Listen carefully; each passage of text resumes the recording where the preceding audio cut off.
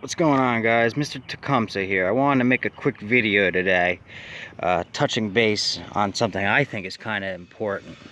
Okay, I'm in the middle of washing this mower here, right? And I took the wheels off. I always do that because it's easier to wash behind them, much easier when they're off. It only takes 2 seconds to zip those off. But anyway, this mower, it's perfect. You know, I'm put these wheels back on. The thing's gonna shine. Listed for 150 firm. I'll get it like that. Okay. I wanted to go over painting these machines. Okay, this one, it needs a tiny bit of paint right there where the weep hole is. That's a common place for them to peel. And around the engine block. That's another common place for it to peel, you know, start fading off. And it only takes 2 seconds to touch that up. And that's it. I'm not touching anything else paint-wise on this machine. Why? Because it looks excellent the way it is stock. These little white marks on the handles, that'll come off with the scour pad. As soon as I'm done washing it, it'll be gone. You know, I could touch up a little bit of this on the handlebar if I really wanted to. Whatever. Okay, but anyway, you start repainting these machines. And I'm not picking on anybody. I'm talking from a factual basis here. You start repainting these machines, right? In particular, the items that aren't metal, like the plastic. You see how these wheels? That's plastic. There's no paint on them. You paint this, right? And this is on the mower. And you're mowing with this, and this thing's rubbing against concrete, fences, siding, bushes, tall grass. You've got dust, dirt, sand kicking up. Okay, after not even a year, and it doesn't matter what paint you're using, I don't care if the enamel's in it, or if you take the time and put enamel over that paint, it's gonna wear off of those plastic parts. Now on the metal, it'll hold up a little bit better, but it's gonna wear off the metal too. Because this came from the factory. Okay, they use a special process of electrolysis. Thing goes into a big bath, a bat. Okay, it gets dipped and the paint immediately goes on and it's electrically charged. And it still peels off. This is not the greatest paint jobs.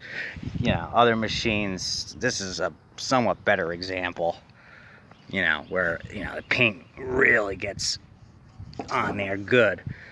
But you start touching these machines up or repainting these machines with rattle can paint. Yeah, they look great at first. They look like $1 million at first. These lawnmowers are worked hard. Okay, after about a year, what you're gonna end up having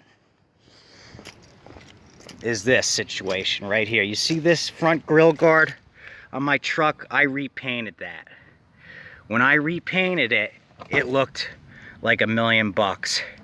After less than a year, look at it. It's chipping right off of there.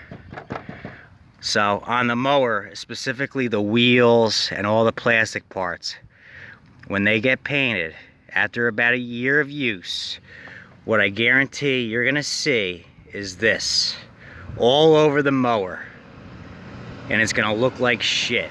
And the mower is gonna be 10 different colors, spotted and chipped all over because it was painted. Okay, so me, I don't repaint a machine unless it absolutely needs it, because these units, when they're in good shape, as soon as you give them a nice wash and a shine, they look mint and you already get top dollar for them. Yeah, you painted a custom color, you might get more. But people don't think about things in the long run. The long run is, because no one thinks about it, they look great at first. After about a year, however many mowers you repainted, a person repainted, they're gonna all be, the paint's gonna be all be chipping off. Whether there was enamel built into the paint, whether you took the time and painted enamel over, it's still gonna scratch off, specifically the plastic parts.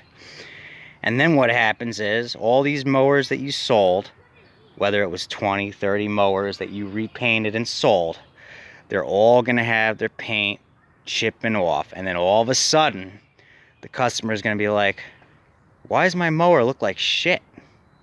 And then you're going to have 20 or 30 people saying the same thing. And then all of a sudden, it reflects badly on you. So guess what? I don't do that. I don't repaint a machine unless it absolutely necessarily has to be. Okay? This, like I said, 2 small areas are going to get touch-up paint where the weep hole is, and that'll hold up because it's on the metal, and the block, because they always pop off the block. The paint always pops off the block real easy. In fact, you can see from the factory they miss spots. They paint these engines real quick. They throw them on the mower and they go right at the factory. They don't, you know, because these are like their bottom end engines that go on a million different mowers. And this was actually their Briggs better walk behind mower. They don't engine. They don't make these anymore. The ones they're making now are even further crap than those. That was a good engine. But all right, for instance, I'm just gonna put, you know, the final word on this, the conclusion to what I was talking about. This Aaron's from 1987. It came poorly painted at the factory. Okay, all the 80s machines from Aaron's had this problem. They took the lead out of the paint. They changed the paint process, and they don't use primer, so the paint just peels off in sheets. So this machine I have to repaint. Well, one, I'm probably keeping this machine because these are some of the best machines Aaron's ever built. There's ball bearings all over this thing. You know, it's built like a just like a snapper. But this machine, I'm gonna paint about 90% of it over again because I have to. That mower back there, it doesn't need paint, and it looks perfect for stock. And as soon as I'm done washing it and shining it, it's gonna look like a brand new mower, and I'm gonna get top dollar for it. So keep that in mind if you're planning on repainting a mower, what it's gonna look like after a year of use, because rattle can paint will not hold up, specifically on plastic components. Okay, thanks guys.